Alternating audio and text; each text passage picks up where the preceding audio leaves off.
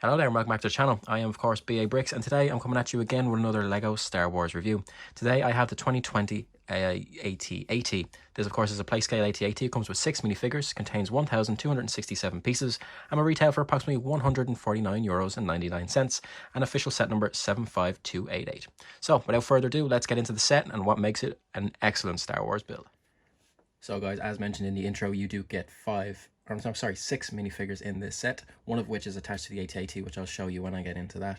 Here we have the other 5, the Imperial troopers that come with this set. You have on the left, starting from left to right, you have General Veers, you get 2 AT-AT drivers, and you get 2 Imperial snowtroopers. And General Veers is a new head mold for him. As far as I know, this helmet has been the first time that his goggles have actually been printed on the helmet and not actually a separate piece. Comes with a binocular accessory, and as you can see, Imperial printing there on the front and Imperial printing on the back. Nothing on the legs, just a standard grey set of legs for him. The AT-AT drivers, 2 of the same models, same print as the last AT-AT driver. You've got a different shade of blue for the arm pieces, and you've got leg printing on this one, which is really cool. Love this model. I think they're really cool. I've got a lot of them because I've had a few of the other previous AT-ATs. There's not much difference between them and the previous ones. They're exactly about the same. Stormtroopers are very similar. At the back you can see that's printed, not a brick piece. Usually you get some stormtroopers or snowtroopers from previous sets that have actually brick built on the back there for the little kind of square digital kind of thing on the back they have. This one's just printed. Leg printing as well, that matches up quite well with the body piece. You got a blaster there, no studs in this set, which I'm absolutely a big fan of. No stud shooters, which is great. You've got the brown kind of hands prints there, which is different, separates it different to the last set. I think they were grey hands in the last in the last AT-AT, which is pretty cool. As you can see, same again, identical for those fits. So that's the minifig, guys. We're going to get into the set now and the 6th minifig, which is attached to the set for a little play feature that's there. So guys, first things first, this thing is menacingly tall. I think it reaches up to 16 inches tall and about 9 to 10 inches long, including the head.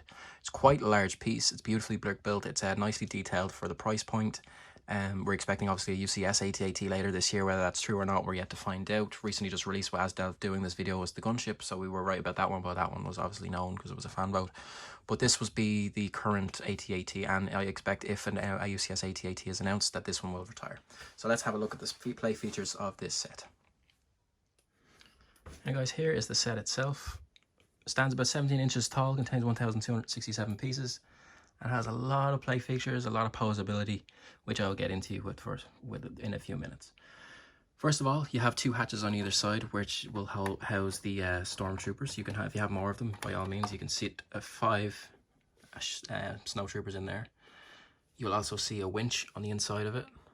You can see it there. There's a winch right here, which will attach down to where you can see Luke Skywalker hanging from with the scene where he throws the thermal detonator up into the housing of the AT-AT to bring it down. And there he's holding a thermal detonator. So it's a great little throwback to The Empire Strikes Back. You can close the door, fully posable. If you look on the back of the model, very well detailed.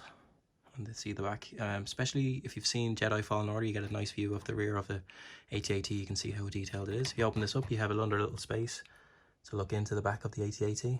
This would be housed. You get also a miniature speeder bike in here, so it would be, you can pop that in there. I'll show you the speeder bike now in a few minutes. Excellent bit of detail. Front of the model, you have the cockpit. If you open it up, you've room enough in there for your 2 AT-AT drivers. One sits on the front, one sits on the back. General Veers might struggle to get in there as well, but apparently you can get the 3 of them in there, but it'd be a tight squeeze. You have 2 laser cannon batteries on the side and 2 turbo laser cannons in the front. You can close that up. Head is fully tiltable 180 degrees. You can pose it whichever way you would like, that way or this way. And that's about it. It's a very posable model. I will show you how you can pose the legs now in a sec. So there you go, guys. This would be the model in its probably most popular orientation. I'll show you a few other ones now. Now this one would be my personal favorite. This one looks like it's in motion. It's ready to attack. It's walking like it is on Hoth. You can see the 2. It's the same way kind of a horse or a dog would walk. You know, one side of the legs come in and meet each other. The other 2 spread out to give it balance. So you're kind of balancing on 3 kind of points on the ground rather than 4, and that was what makes the forward motion. So it's quite sturdy in this orientation. It won't fall over very easily because it still has 4 points of contact with the ground. I personally like this one the best because it looks like it's actually walking on Hoth. The motorized version AT-AT, if you look the way it moves, this is kind of similar to how it would move. It would rotate inwards and then rotate outwards on the outside and so on and so forth until the model starts moving. It's really cool. It comes with 2 stud shooters on the front there as well. I forgot to mention that. Head tilts 360 degrees. It's a really cool model. I personally really enjoyed building it. It took about 4 hours to build, and it's been a long time since I've built it now, to be fair. But I think it took 4 hours on and off just watching TV while I was there. It probably could be done in an hour, maybe 2, if I'm being completely honest. The price point is I think it's very well done for this set. I mean, there's a lot of big pieces, a lot of wedge pieces, and a lot of technical pieces you wouldn't get in the normal sets, where the piece count is kind of inflated, which makes it seem like it's a good deal when it's not. This one I think is very good at the price I got it at. Now I bought it day 1 release, so I got it for $149.99.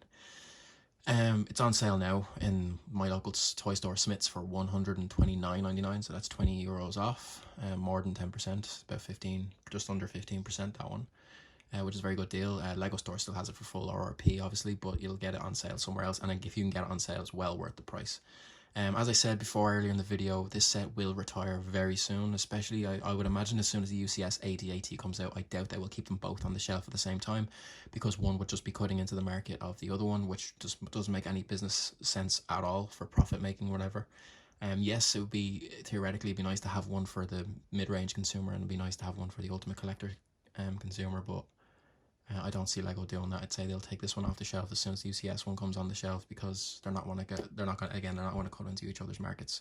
Plus, this one's probably already sold as many units as it possibly will have sold anyway, so it makes sense to retire it, as it will be out a year by the time we get the new UCS AT-AT. So guys, that's been my review of the 2020 UCS, or not UCS, Playscale AT-AT. Very good minifigures, very good posability, very good model. I really love the detail on that house piece there. It's really cool. It's really nice color. Definitely, it's probably the best AT-AT we've gotten so far over the course of the Star Wars line that I've seen from Lego. That's apart from the motorized one. I have a soft spot in my heart for the motorized one. If I can track one of those down, I will. So yeah, go and get this out now, guys. I'd say this has another shelf life of about 4 or 5 months, I'd say, and then it'll be gone. It'll be completely off the shelf. Now, if you're gonna buy the UCS AT-AT, maybe give those one a skip, because there'll be very little point in having this one and that one. Unless you want the minifigures that are contained in this, because we have no idea what minifigures are going to be in the UCS version, which going on previous UCS sets, I doubt you'll get decent ones. And according to designers, you won't get ones that are price locked, so they won't be valuable minifigures, because they don't want to price people out of the good minifigures. That's their words, not mine.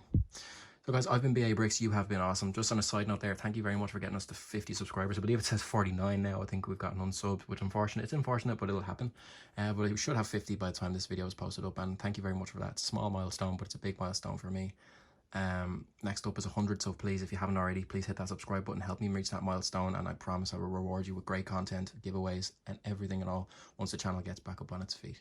Thank you very much, guys. You've been awesome. I've been BA Bricks. Catch any one of my other videos that you can see on screen here and hit that subscribe button in the middle of the screen. Thank you, and bye-bye.